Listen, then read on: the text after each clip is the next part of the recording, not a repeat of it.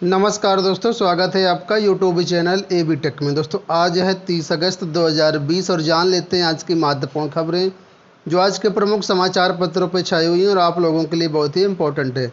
चलिए शुरुआत करते हैं आज के वीडियो की अनलॉक 4 की गाइडलाइन से। लिखा है मेट्रो 7 से चलेगी, स्कूल बंद रहेंगे। दोस्तों अनलॉक 4 की गाइडलाइंस जारी कर दी गई हैं। देश भर में मेट्रो रेल सेवा को 7 सितंबर से अनुमति दे दी गई। हालांकि यहाँ पर जो भी कोरोना की गाइडलाइंस है उनका पूरी तरीके से पालन करना होगा। लिखा है लखनऊ में मेट्रो में प्रवेश से पहले होगी थर्मल स्क्रीनिंग। यूपी सरकार की जो गाइडलाइंस है आज जारी होने की संभावना है। वहीं पर शादी समारोह धार्मिक प्रतिष्ठान पर अब दोस्तों 100 व्यक्तियों को अनुमति मिल जाएगी। ठीक है, और कई चीज़ों की इजाज़त दी गई है, जैसे ओपन एयर थिएटर को भी इजाज़त दे दी गई, लेकिन अन्य चीज़ें अभी बंद रहेगी। राज्यों में आने जाने में कोई भी रोक अब नहीं है। वहीं पर जो स्कूल हैं उसमें से 9 से 12 कक्षा के छात्रों के लिए 21 सितंबर से सशर्त स्कूल जाने की अनुमति दे दी गई है। सशर्त का मतलब ये है कि जो छात्र हैं कक्षा 9 से 12 तक के अपने माता पिता की लिखित अनुमति के बाद विद्यालय टीचर से मार्गदर्शन पाने के लिए जा सकते हैं। पढ़ाई करने के उद्देश्य से नहीं जा पाएंगे। अगर कोई दिक्कत आती है तब वो अपना सॉल्यूशन पाने के लिए स्कूल जा सकते हैं। ठीक है, 21 सितंबर से। और जो चीज़ें थी वो वैसे ही है। हालांकि यहाँ पर यह भी कहा गया कोई भी राज्य अपने मन से लॉकडाउन नहीं लगा सकता है। अब अगर उसको लॉकडाउन लगाना तो पहले केंद्र से परमिशन लेनी होगी। स्कूलों के लिए कहा गया है कि अपने यहाँ जो प्रधानाचार्य हैं वो 50% शिक्षकों को बुला सकते हैं और उनसे ऑनलाइन कोचिंग, टेली काउंसलिंग, अन्य गतिविधियों की इजाज़त दे दी गई है इस चीज़ के लिए। ठीक है, अगर बात करें क्या क्या चीज़ें बंद रहेंगी तो सिनेमा हॉल, स्विमिंग पूल, मनोरंजन पार्क, थिएटर और ऐसे ही अन्य स्थान बंद रहेंगे। अंतर्राष्ट्रीय विमान सेवाओं पर भी रोक जारी रहेगी। तो ये दोस्तों काफ़ी चीज़ें यहाँ पर अनलॉक 4 के अंतर्गत देखने को आपको मिलेंगी। चलिए बात कर लेते हैं महत्वपूर्ण अपडेट की। आप लोग देख सकते हैं टीजीटी बायो बाहर, विज्ञान के आवेदन लेंगे। दोस्तों टीजीटी पीजीटी 2020 भर्ती के अंतर्गत टीजीटी बायोलॉजी को बाहर कर दिया गया। इसका लिए मैंने आपको अलग से एक वीडियो बनाया था, उसमें मैंने सारी चीज़ें बताई थी क्यों बाहर कर दिया गया है। फिलहाल यहाँ पर क्या लिखा है वो देख लीजिए। लिखा है प्रदेश के तकरीबन 4,500 सहायता प्राप्त माध्यमिक विद्यालयों में प्रशिक्षित स्नातक टीजीटी और प्रवक्ता पदों पर सितंबर के दूसरे सप्ताह तक भर्ती में हाई स्कूल स्तर पर टीजीटी बायो को बाहर कर दिया गया है। इस बार अन्य विषयों के साथ टीजीटी विज्ञान विषय का चयन किया जाएगा। आगे लिखा है उत्तर प्रदेश माध्यमिक शिक्षा सेवा चयन बोर्ड ने जिलों से जो भी अध्याचन मंगाए थे उसमें टीजीटी बायो का अध्याचन नहीं था। ये बात मैंने अपने वीडियो में भी बताई थी, लेकिन कुछ लोग ऐसे हैं जिन्होंने कहा कि टीजीटी बायोलॉजी का बाद में अध्याचन लिया गया, कुछ ने कहा आपको पता नहीं है। तो आप सामने आज के न्यूज़पेपर में देख सकते हैं, हिंदुस्तान न्यूज़पेपर है, प्रयागराज का न्यूज़पेपर है, इसको आप लोग पढ़ लीजिएगा। ठीक है, और ये इसकी अगर कटिंग चाहिए तो हमारे टेलीग्राम चैनल पर अवेलेबल रहेगी, वहाँ से आप लोग इसको दे सकते हैं। तो फिलहाल यहाँ पर टीजीटी बायोलॉजी की भर्ती 2020 में नहीं कराए जाने की पूरी तैयारी है। और यहाँ पर यह कहा गया कि इस बार बायोलॉजी विज्ञान विषय की भर्ती होगी। हालांकि विज्ञान विषय की भर्ती तो पिछले कई सालों से हो रही है, लेकिन दोस्तों यहाँ पर ये बड़ी महत्वपूर्ण बात है कि बायोलॉजी अभ्यर्थियों को टीजीटी विज्ञान में शामिल नहीं किया जाएगा। उसका कारण है कि अभी तक विज्ञान विषय की शैक्षिक आर्हता में कोई भी बदलाव नहीं किया गया है। ठीक है, अगर शैक्षिक आर्हता में बदलाव होता है तभी टीजीटी बायोलॉजी अभ्यर्थियों को शामिल किया जाएगा, नहीं तो टीजीटी बायोलॉजी अभ्यर्थी बाहर ही रहेंगे। और इसके लिए कल 31 अगस्त को चयन बोर्ड पर व्यापक तौर पर धरना प्रदर्शन होने वाला है। तो जो भी साथी हैं जो अपने करियर की राह प्रशस्त करना चाहते हैं वो अपना चयन बोर्ड कल पहुँचे। ठीक है, बात कर लेते हैं संस्कृत भर्ती 2016 की पीजीटी के अंतर्गत। लिखा इलाहाबाद हाईकोर्ट ने संस्कृत प्रवक्ता चयन परीक्षा के विवादित प्रश्न के उत्तर को सुधारने के लिए माध्यमिक शिक्षा सेवा चयन बोर्ड को 10 सितंबर के पहले इसकी संशोधित उत्तर कुंजी जारी करने का आदेश दिया है। न्यायमूर्ति पंकज भाटिया ने प्रवीण कुमार तिवारी और 11 अन्य की याचिका को निस्तारित करते हुए आदेश दिया है। तो कहने का मतलब ये हुआ पीजीटी 2016 संस्कृत की रिवाइज्ड उत्तर कुंजी जारी की जाएगी कोर्ट के आदेशानुसार।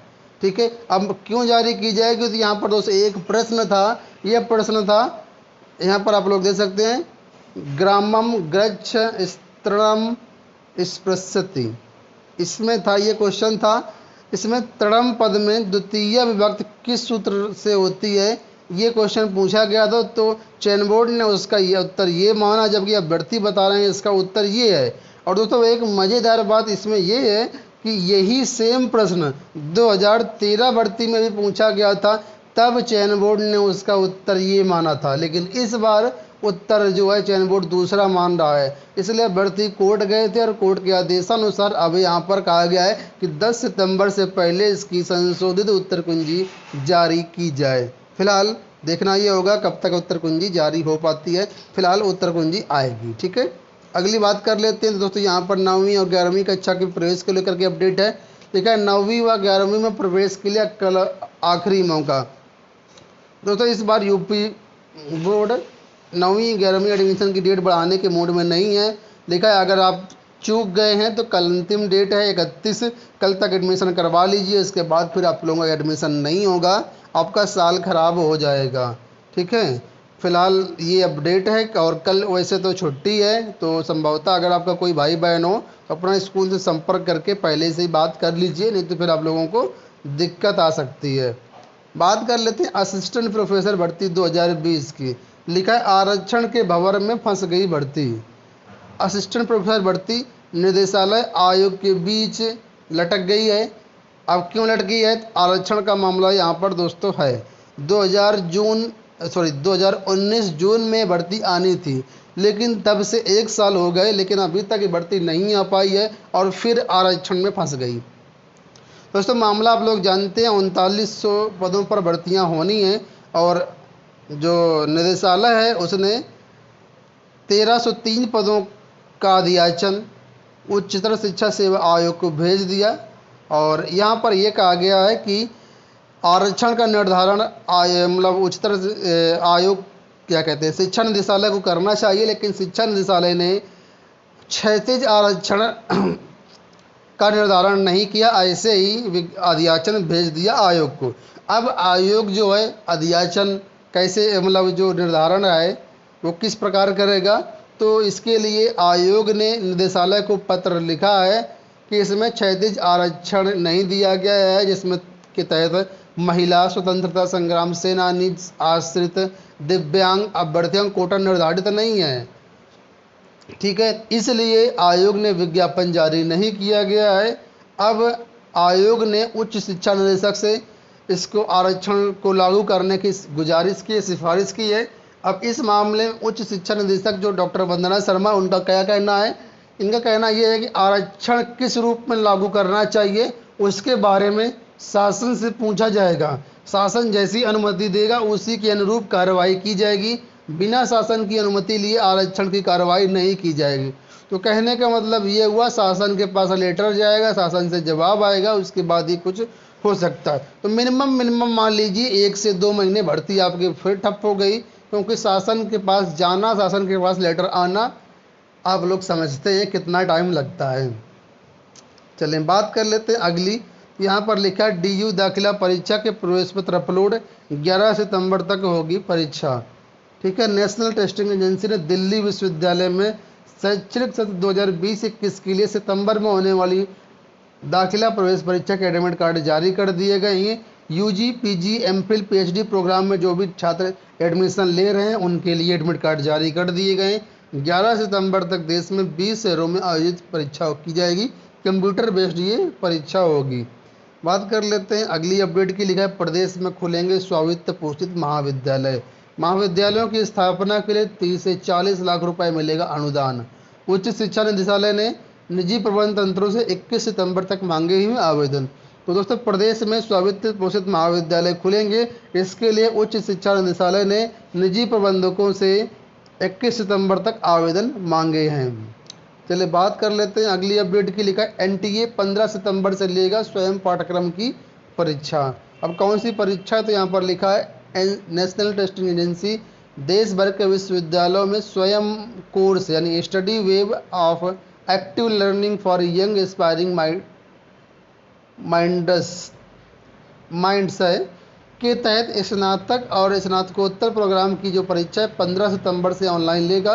विश्वविद्यालय अनुदान आयोग ने इस संबंध में सभी विश्वविद्यालयों को परीक्षा का शेड्यूल जारी करने का निर्देश दिया है। कोविड-19 के कारण ये परीक्षाएं जनवरी में होनी थी, जो कि स्थगित कर दी गई थी। ठीक है, यहाँ पर कुछ अपडेट हिस्सा है, आप लोग देख लीजिए। 2 से अधिक बच्चे होने पर पंचायत चुनाव लड़ने पर लग सकती है रोक। दोस्तों, नवंबर दिसंबर में ये चुनाव होने थे, लेकिन कोरोना के कारण पंचायत चुनाव अब फरवरी से मई के बीच में होने की संभावना है। लेकिन यहाँ पर दिया गया है कि जो पंचायती राज मंत्री हैं ये इसमें रोक लगा सकती हैं कि जिससे 2 से ज़्यादा बच्चे चुनाव न लड़ने पाएँ। और हालांकि इस पर जो अंतिम फैसला है वो मुख्यमंत्री योगी आदित्यनाथ ही लेंगे। और इनका कहना है कि कई अन्य राज्यों में इस तरीके की जो चीज़ें हैं वो चल रही हैं। वहीं पर एक ही मतदाता सूची से पूरे देश में चुनाव करने की तैयारी है। अभी तक विधानसभा लोकसभा चुनाव के लिए अलग अलग मतदाता सूची बनती है, पंचायती चुनाव के लिए अलग सूची बनती है। तो अब एक ही मतदाता सूची से चुनाव कराए जाने की तैयारी है। वहीं पर दोस्तों, माध्यमिक स्तर पर कृषि की पढ़ाई करवाई जाएगी। इसके लिए जो प्रधानमंत्री हैं नरेंद्र मोदी ने कहा है कि माध्यमिक स्तर पर कृषि की पढ़ाई कराया जाना जरूरी है, क्योंकि गांव स्तर पर जो भी छात्र होते हैं वो कृषि से संबंधित ही होते हैं। गांव पर इस तरह की पढ़ाई होना जरूरी है। और दोस्तों, अंत में एक अपडेट और है, ये लिखा है परीक्षा देने से वंचित होंगे वर्ग नहीं बताने वाले अभ्यर्थी।